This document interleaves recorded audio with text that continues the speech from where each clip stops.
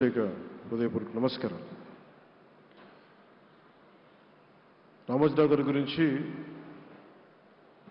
అందరూ చెప్పిన దానికంటే కూడా నాకు నా పర్స్పెక్టివ్లో, నా అనుభవంలో నేను చూసిన రామోజీరావు గారిని మీ కొద్ది సంఘటనలు పంచుకుంటాను. రామోజీరావు గారు నాకు సినిమాలు ఉన్నా కానీ నాకు పరిచయం లేదు. ముందు షూటింగ్ ఆయన స్టూడియోస్లో చేసినా కానీ ఫస్ట్ టైం పాలిటిక్స్కి ఎంటర్ అయిన తర్వాత 2008లో ఆ సమయంలో ఆయన్ని కలవటం జరిగింది.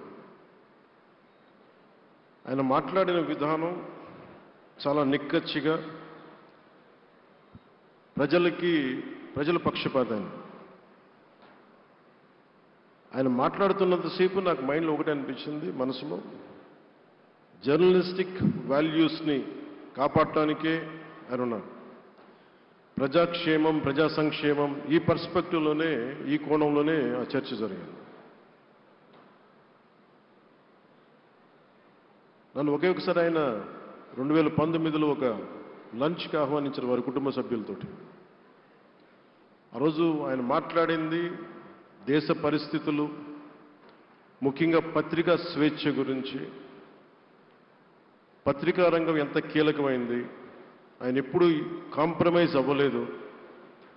ఒక విషయం చెప్పాలి అంటే అది తనకి తెలిసిన వారు అవ్వచ్చు, తన సన్నిహితులు అవ్వచ్చు, స్నేహితులు అవ్వచ్చు, కుటుంబ సభ్యులు అవ్వచ్చు, జనం కోసం వచ్చేటప్పటికి నిష్పక్షపాతంగా చాలా నిర్దాక్షిణ్యంగా ఉంటుంది ఆయన ఆలోచన పరిధి.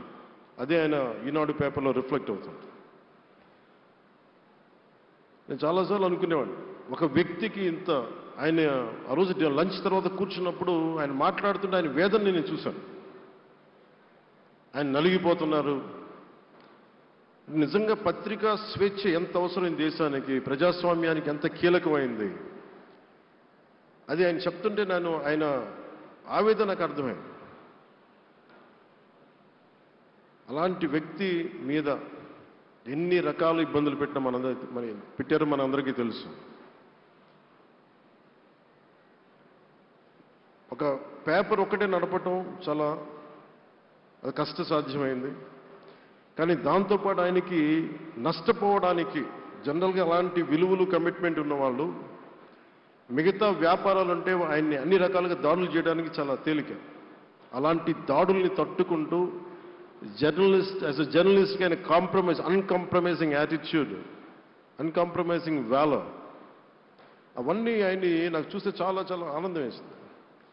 ఆయన ఒకటే చెప్పారు నాకు, your upcoming political leader, I wish you all the best. నీ జీవితంలో నువ్వు కాంప్రమైజ్ అవ్వకు, what ever you believe in, నువ్వు ఏదైతే నమ్ముతావో దాన్ని త్రికరణ శుద్ధిగా చేయని చెప్పి ఆయన చెప్పింది నేను ఈ రోజుకి మర్చిపోలేను.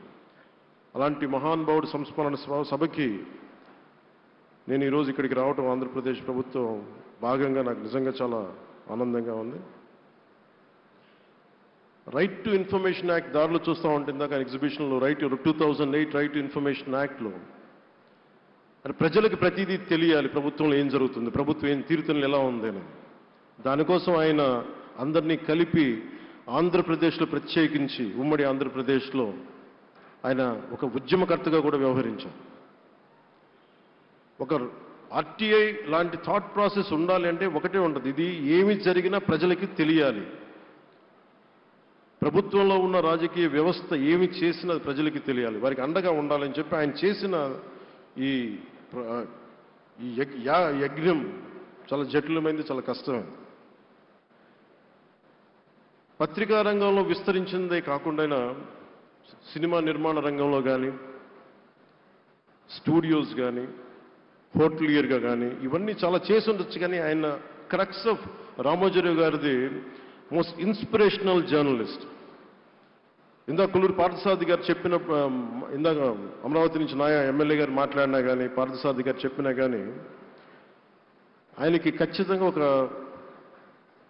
విగ్రహం పెట్టాలని. ఎందుకంటే జర్నలిస్ట్ విలువల్ని కాపాడి ఆయన ఎందుకు ఇన్స్పిరేషన్ అంటే, ఎన్ని కష్ట నష్టాలు వచ్చినా, ఒక జర్నలిస్ట్గా ఉండటం వేరు, ఒక పత్రికాధిపతిగా ఉండి అన్ని ఒడిదుడుకులు ఎదుర్కొని ఆయన కుటుంబాన్నంతా బెదిరించినా కానీ, ఏమి చేసినా కానీ జనరల్గా కుటుంబ సభ్యులు కష్టం వస్తే నలిగిపోతాం. కానీ అది కూడా దాటుకొని నేను నా జర్నలిస్ట్ వాల్యూస్ నేను కాంప్రమైజ్ అవును, ఏదైతే జరగనని చెప్పి ఆయన కూర్చోబెట్టి at the cost of his family members also he went head and uphold the journalistic values.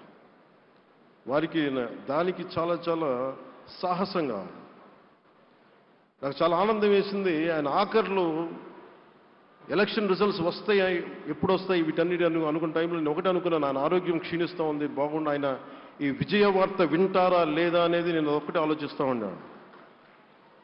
So నేను శ్రీమతి శైలజా కిరణ్ గారిని, సుమన్ గారిని, శ్రీమతి విజయశ్రీ గారిని అడిగినప్పుడు నేను ఒకటి అడిగాను, ఆయన విన్నారా అండి, ఆయనకి మాటలు వినిపించినాయా? అందరూ చెప్తాను ఆయన వినిపించట్లేదంటే, లేదు, చాలా ఒక 24 గంటలు ఆ విజయాన్ని దశాబ్దం పాటు నలిగారు, దశాబ్దన్నర పాటు నలిగి ఆయన్ని నలిగిన తర్వాత ఆయన అలాంటి వ్యక్తి విజయ వార్త వినకపోతే అక్షోభిస్తుందేమో ఆత్మని అనిపించేది. కానీ విజయ వార్త వినే ఆయన పరమదించారు. అందుకు నాకు చాలా ఒక తృప్తినిచ్చింది. అలాంటి మహానుభావులకి నా నివాళులు అర్పిస్తూ ఆయన నుంచి ఎవరైనా నేర్చుకోవాల్సింది, ప్రజాస్వామ్యాన్ని పరిరక్షించడానికి ఎవరి స్థాయిల్లో, ఒక పత్రికాధిపతిగా కావచ్చు, ఎవరు ఏ స్థాయిలో ఉన్నా దాన్ని మనం కాపాడాల్సిన అవసరం ఉంది. అలాగే ఆయన జర్నలిస్టిక్ వారసత్వ ప్రవాహం అంటే ఉదాహరణకి ఈనాడు, ఈటీవీ తాలూకు ప్రజెంటేషన్ ఆఫ్ న్యూస్ చాలా న్యూట్రల్గా, అన్బయాస్డ్గా ఉండదు. ఏదైనా విషయం చెప్పేటప్పుడు నా గురించి ఎంత రాస్తారో, నన్ను తిట్టాలనుకున్నప్పుడు అంతే తిడతారు. అంటే నువ్వు చేసే పనిని బట్టే గుర్తిస్తారు తప్ప నాకు తెలుసు కదా అని చెప్పి మళ్ళీ దానికి ఫేవరెటిజం ఉండదు. అది తెలుగుదేశం పార్టీ కావచ్చు, ఇంకొక పార్టీ కావచ్చు, కాంగ్రెస్ కూడా కావచ్చు. కాంగ్రెస్ చేస్తే కాంగ్రెస్ని ఆయన్ని పైకెత్తిన సందర్భాలు ఉన్నాయి. అలాగే ఏ పార్టీ తప్పులు చేసి నచ్చని, ప్రజలకి ఇబ్బందికరమైన సంఘటనలు జరిగినప్పుడు ఏం మాత్రం వెనకాడకుండా ఫ్రంట్ పేజీలు వేసేవాడు. ఫ్రంట్ పేజీలో మరీ చాలా బలంగా చేసేవాడు. సో అందుకే నాకు అనిపించింది, ఒక జర్నలిస్టిక్ వాల్యూస్, ఆయన తాలూకు వారసత్వ ప్రవాహం ప్రతి జర్నలిస్టు పుణికిపుచ్చుకోవాలి, అది తీసుకోవాలి. ఒక నది ఒక ప్రవాహం వెళ్తున్నప్పుడు మన స్థాయి, అది నువ్వు ఒక చిన్న బకెట్తో తీసుకుంటావు, చెంబుతో తీసుకుంటావు, ప్రవాహంలో నీళ్ళు అన్నట్టుగా రామోజీరావు గారి జర్నలిస్టిక్ వారసత్వ ప్రవాహాన్ని మనం ఎంత తీసుకుంటాం అనేది మన స్థాయిని బట్టి ఉంటుంది. అది ఒక మోటార్ వేసి ఒక ట్యూబ్ మనకి పైప్లో తోడుకునేలాగా ఉండొచ్చు, లేదంటే నా స్థాయి ఇంతే అంటే కూర్చోబెట్టి ఒక చెంబుతో తోడుకోవచ్చు. అలాంటి అపరిమితమైన ప్రవాహం, ఆగని ప్రవాహం, ఉధృతమైన రామోజీరావు గారి జర్నలిస్ట్ వారసత్వ ప్రవాహం ఈ రాష్ట్ర ప్రజలందరూ కూడా, తెలుగు ప్రజలందరూ కూడా దాని నుంచి మనకి ఒక స్ఫూర్తిని తీసుకోవాలని మనస్ఫూర్తిగా కోరుకుంటూ, నాకు అవకాశాన్ని ఇచ్చిన నా సహచర మంత్రివర్యులందరికీ, ఇక్కడికి వచ్చిన ప్రత్యేక ఆహ్వానితులుగా వచ్చిన జర్నలిస్ట్ పెద్దలందరికీ, పత్రికా ప్రతినిధులందరికీ, ఇక్కడికి వచ్చిన అతిథులందరికీ, విశిష్ట అతిథులందరికీ ప్రత్యేకమైన ధన్యవాదాలు తెలియజేసుకుంటూ, కృతజ్ఞతలు తెలియజేసుకుంటూ సెలవు తీసుకున్నాను. జై Hind. Thank you honourable deputy chief minister గారు. ఒక మనిషిని